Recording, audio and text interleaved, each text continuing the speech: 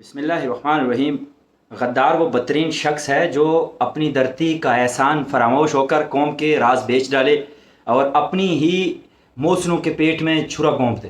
یاد رکھیے، شدید ترین نظریاتی اختلاف، سیاسی مخالفت کرنا، فکری تصادم رکھنا، شدید عناد اور کٹر دشمنی پالنا ایک جاندار اور مناسب عمل ہو سکتا ہے، دلیل ہو سکتی ہے، لیکن اپنے ہی وطن سے غداری کرنا، اپنے ہی لوگوں کی ٹوٹی مخبری راز فروشی کرنا، اندرونی کمزوری بتا کر گھر کا بیدی بننا اور بیرونی آقاؤں کی کاسالسی چاکری تلوے چاٹنا بدترین جرم ہے، جسے نہ اپنے قبول کرتے ہیں اور نہ ہی غیر قبول کرتے ہیں۔ ذرا تاریخ کے ان سیاہ چہروں کا انجام دیکھیے کہ دھرتی فروشی کرنے والوں کو کیا ملا۔ ابو عبداللہ صغیر، جس کے لالچ نے غرناطہ کو برباد کیا، خود اپنوں اور بیگانوں کی نظر میں ذلیل و خوار ہو کر رہ گیا۔ ابن القلمی، جس کی ضمیر فروشی نے بغداد کو راکھ بنا دیا، بغداد کا مرکز تباہ و برباد ہو گیا، تاتاریوں کے پاؤں کی دھول اور تھوکار کا نشانہ بن کر مرا۔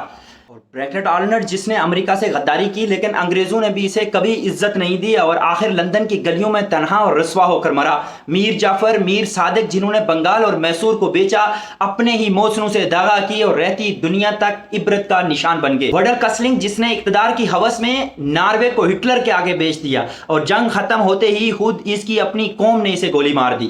آج کے غداروں کے لیے یہ پیغام ہے کہ اگر آج بھی کوئی اپنے وقتی مفاد، چند روزہ کرسی یا ذاتی اناد کو لے کر اپنی پاک مٹی سے نمک حرامی کی سوچ رہا ہے تو یہ ان سیاہ کرداروں کا انجام دیکھ لے، کان کھول کر سن لے کہ دشمن غداری کو استعمال تو کرتا ہے لیکن غدار کی کبھی عزت نہیں کرتا اور غدار کو ہمیشہ تھوک دیتا ہے۔ غداری کا انجام صرف اور صرف دھتکار ہے، پھٹکار ہے، نفرت ہے، ملامت ہے، ذلت ہے اور ابدی رسوائی ہے۔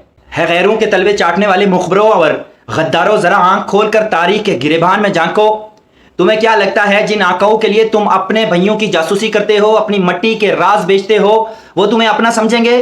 یاد رکھو، غدار کی حیثیت آقاؤں کی نظر میں پاؤں کے نیچے کچلے جانے والے کیڑے سے زیادہ نہیں ہوتی۔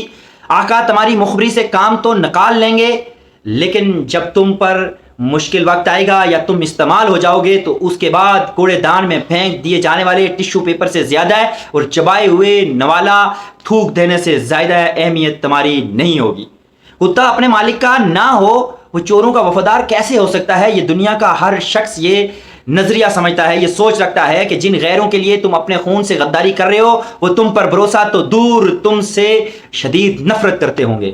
اس لیے اپنے ملک، اپنے دھرتی، اپنے موسن، اپنے لوگ، اپنی قوم، اپنے وطن سے محبت کی یہی دلیل ہے۔ اختلاف رکھیے، مخالفت کیجئے، دشمنی بھی کیجئے، نظریاتی اختلاف کیجئے، لیکن جاسوسی، مخبری، ٹوٹی، غداری یہ الگ کہانیاں ہیں، یہ کبھی معاف نہیں کی جا سکتی۔